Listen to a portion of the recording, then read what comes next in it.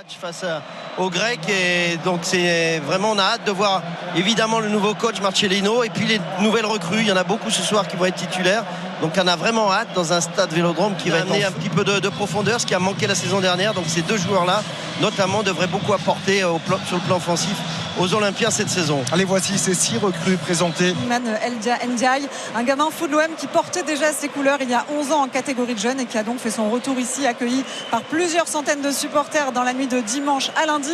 Une autre recrue était accueillie de la sorte il y a tout juste un an.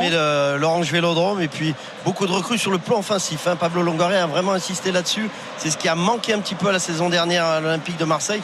Il y avait une défense qui était très très solide, un système avec 3 défenses au but. Les joueurs font déjà les frais de ces choix de Marcelino. On peut penser à Valentin Rongier, on peut penser à Matteo Guendouzi, deux joueurs qui sont sur le banc au coup d'envoi de ce match. On parlait d'une culture, de l'animation et de l'envie très exactement de ce 3e tour préliminaire aller de la Ligue des Champions sur la pelouse du Panathinaikos. On va jouer la montée en première ligue cette saison qui a terminé dans le ventre nu, sinon de Pierre-Emerick Aubameyang. Parler des principes de jeu offensif, cette envie aussi de faire vivre le ballon. Le ballon, puis capable aussi évidemment de prendre la profondeur. Un attaquant qui sait tout faire. Et Iliman Ndiaye qui est venu décrocher pour prendre de la vitesse, qui peut écarter vers Unai. Chaka pressé, pas de coup de sifflet. Là non plus de Gaël Angoula. Le 1-2 qui a fonctionné entre Iliman Ndiaye et qu'on voit bien la frappe d'Ndiaye. Elle est contrée par Tapsoba. Tout sur Chaka qui n'a pas été sifflé. Et là la première belle prise d'initiative. Et finalement par Alex Grimaldo. Petit ballon dessus, attention à ce ballon qui traîne avec Kosono. Ils sont tous les deux assis, non Laurie? Ça bien fait ça, bien fait. Et le jeu à 3, la frappe d'Iliman Ndiaye. Elle est contrée. Système à 4 avec Marcellino. Il aura peut-être moins l'occasion de monter qu'il avait avec Igor Tudor. Côté marseillais dans ses 22 premières minutes. Iliman Ndiaye qui a résisté à la charge de Jonathan Tah. Peut écarter couloir gauche vers Azdin Ounahi. Tentative de talonnade derrière la jambe d'appui. Tentée par Adam Lojek. Et la frappe de Tapsoba. Dans une nouvelle ère, comme c'est le cas avec l'arrivée de Marcelino. Successeur d'Igor Tudor. On connaît l'amour, la peau d'hiver la saison dernière.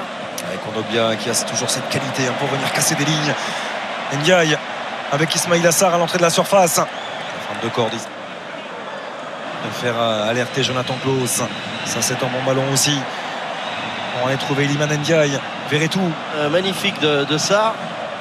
Après la puissance de Sarr a fait la différence. Oh, la qualité de la prise de balle d'Iliman Ndiaye. C'est pas mal ce joueur. Pour le Bayer Leverkusen de Xabi Alonso. Et 2 buts marqués sur coup de pied arrêté, Xavier. 4000 personnes. Supporters, vous êtes à fond forcément. Iliman Ndiaye est sollicité le 8e période entre l'Olympique de Marseille et le Bayer Leverkusen. Jonas Hoffmann qui fait partie des petits avions ballon pour Ismail Assar. Oh, la frappe de frappe avec le petit centre en retrait qui était superbe pour Iliman Ndiaye. Et je suis pas... Rongier ont une touche avec Iliman Ndiaye.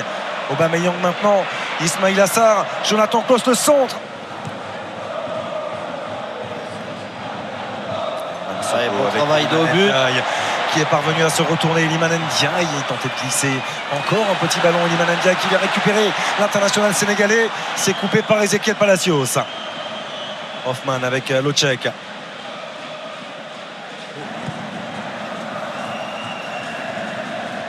Ismail Assar. Iliman Ndiaye, il a talonné des balles. Oui. Parce qu'il va vite.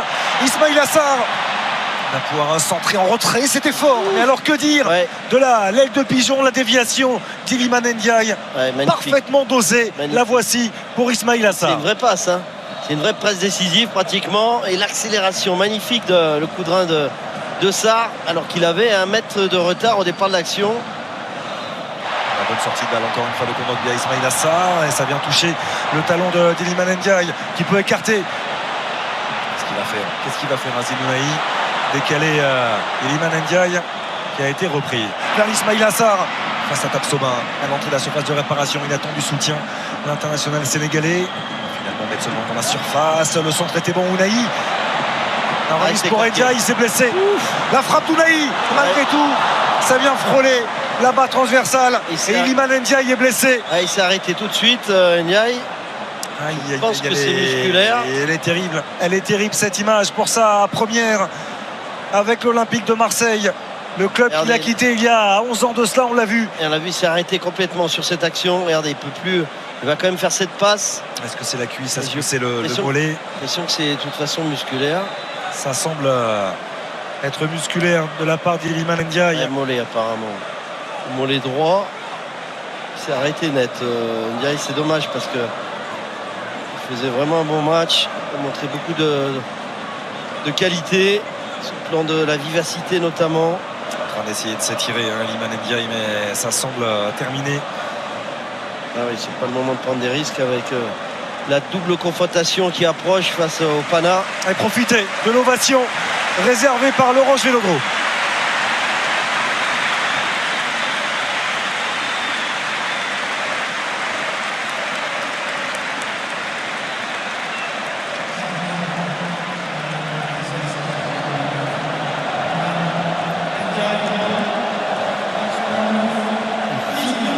Qui va rentrer. Alors est-ce qu'on va changer de système et passer comme je l'avais annoncé en première période en 4-4-2, Vitinha à côté d'Aubameyang.